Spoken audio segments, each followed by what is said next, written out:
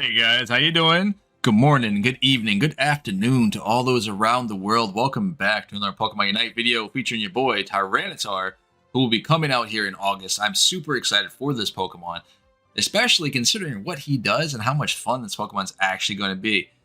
Now, he does do true damage. We're going to get that out of the way now. This Pokemon does do true damage, which means he bypasses all defenses. He does damage. It can scale. It can crit.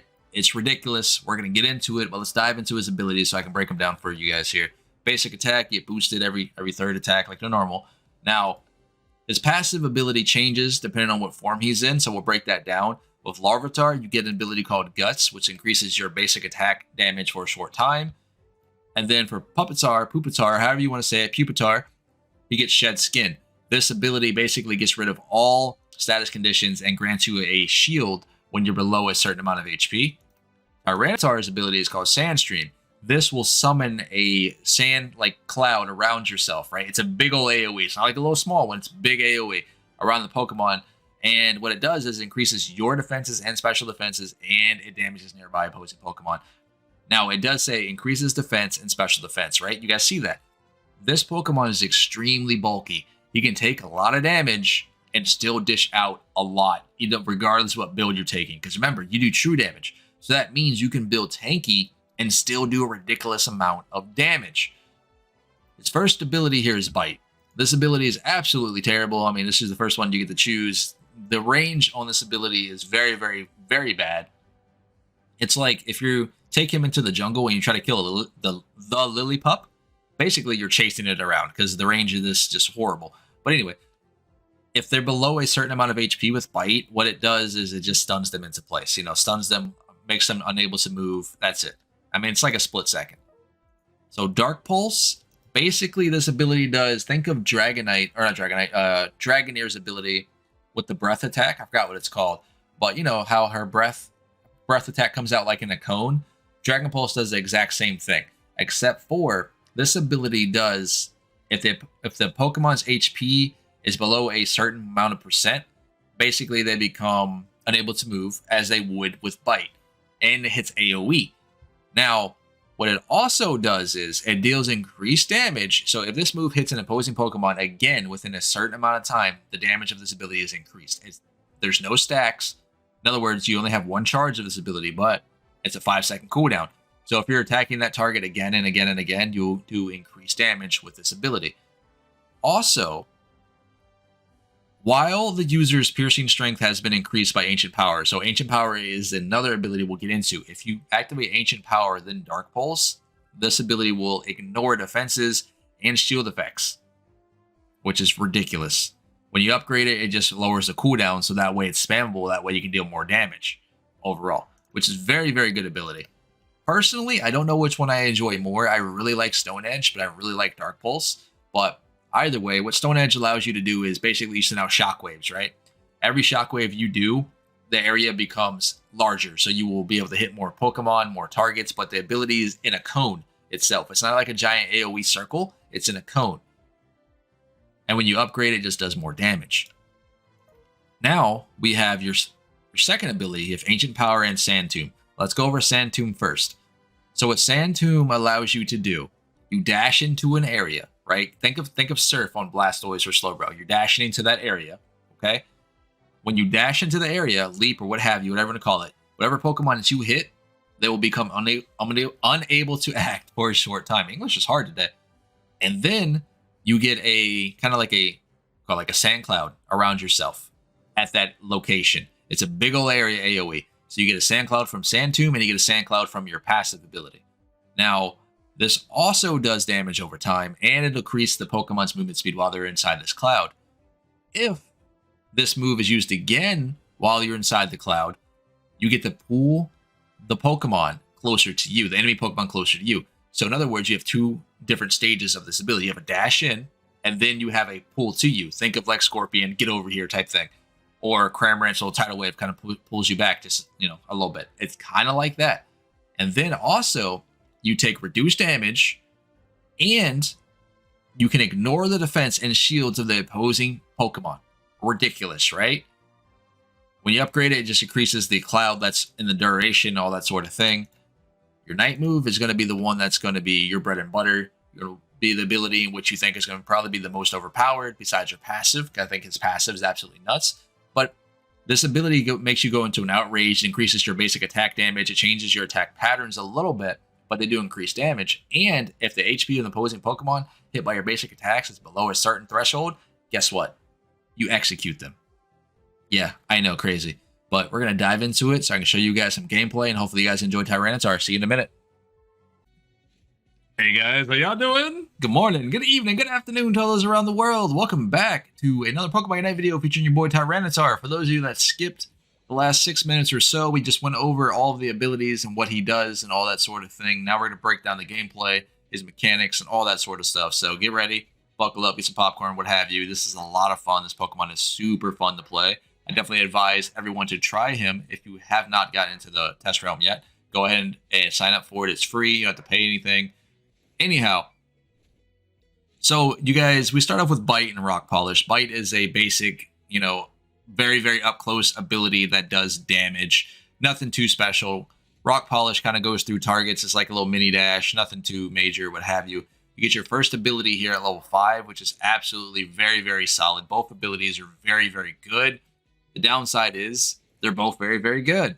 And it's hard for me to choose which one I prefer more. I think right now, with all the playtesting I've done so far, I think Dark Pulse is definitely my favorite ability.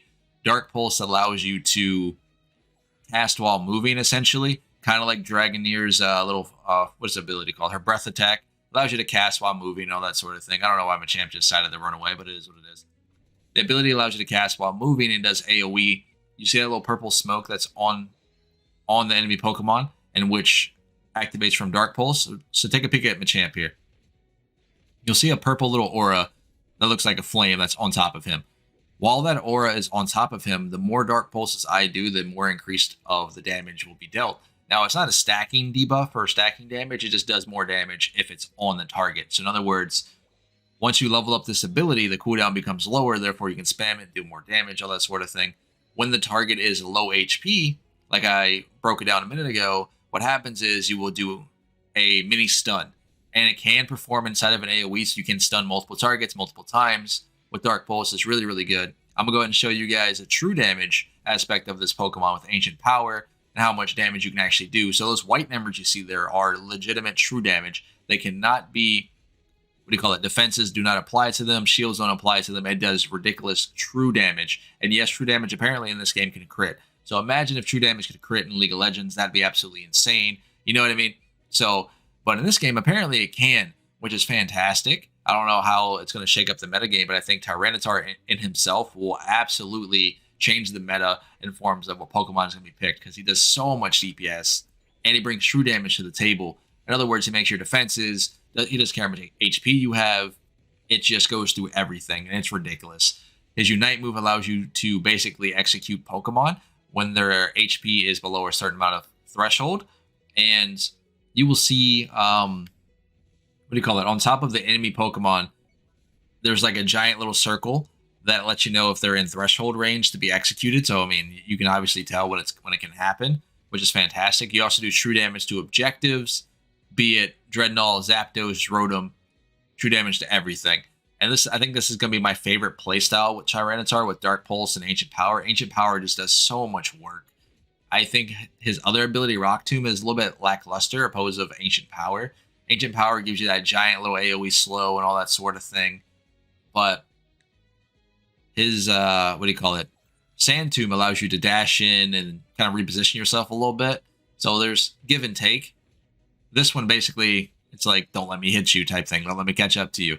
But Dark Pulse kind of gives you that initiative to slow them down to be able to catch up. So if you're running X speed and stuff, you can stay on top of them with Dark Pulse. They can't really get away from you unless they have those dashes over the walls, eject button, all that sort of thing. But he does really, really well in forms of team fights. Just because, again, the more targets that you hit with your passive ability, the tankier you become. With your special defense, special defense and regular defense, you get shields on top of this when you're hitting targets with your abilities, with Ancient Power. It is just fantastic. But overall, I think he's going to be a super fun Pokemon. We will be diving into his other skill sets and stuff here as well. which we'll take a peek at Stone Edge and Rock Tomb.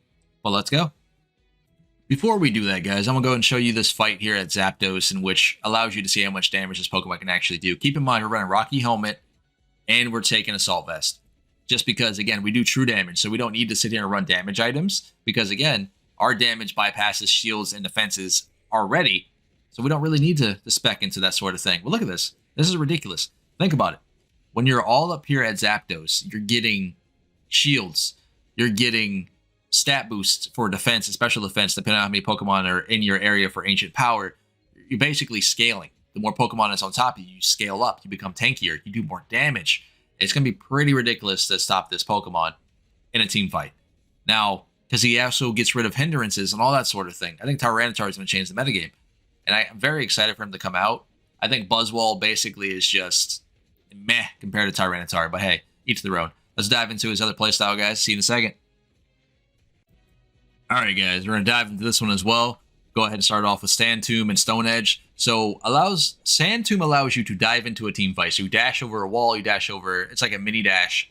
Kind of think of like Surf, but except for you're going into the fight instead of trying to crowd control. But anyhow, that wasn't a good comparison.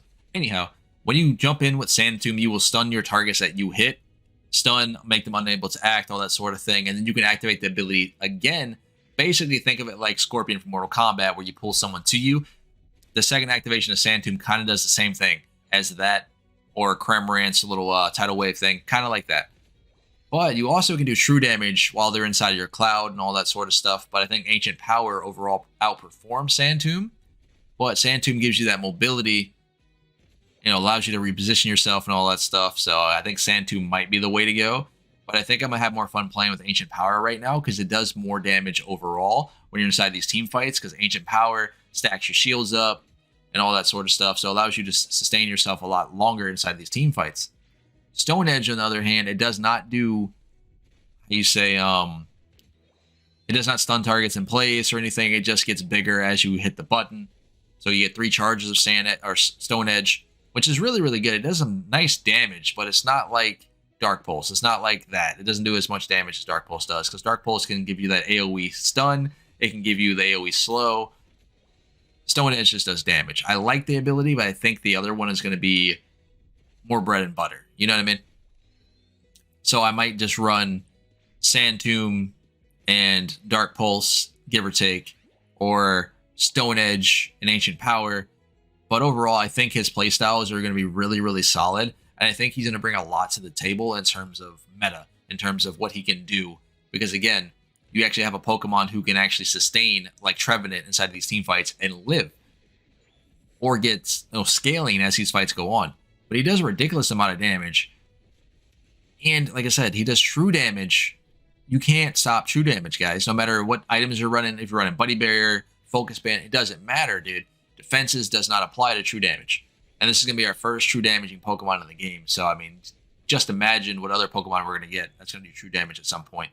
Imagine Cinderace if he did true damage from range. That'd be absolutely incredible, wouldn't it? As much people would probably quit the game at that point. But hey, overall, he's very, very fun. I advise you guys to pick him up, give him a playtest. We're going to go ahead and dive over to the target dummy and see how much damage you can do there. 2,300 there for the execute.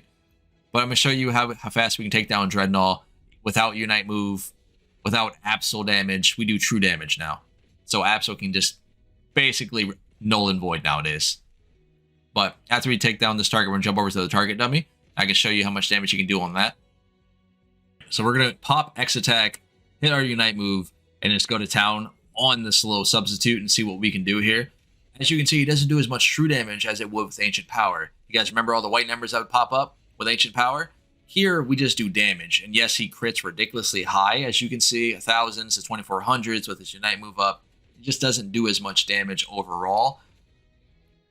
Now, with Ancient Power, imagine you're hitting true damage on AoEs. Because when you hit that Unite Move, you stomp the ground, you do AoE Quakes, which can apply true damage to more than one Pokemon. So think of it like that in that situation. I think you'd want to take Ancient Power over Sand Tomb. But hey, that's just me. But overall, this has been Pawse Plays. Hope you guys smash that like button, come join that Discord, come tell me I suck. It is what it is. Can't wait for Tyranitar to hit live, man. This Pokemon is ridiculous. I will catch you guys later. Stay safe out there.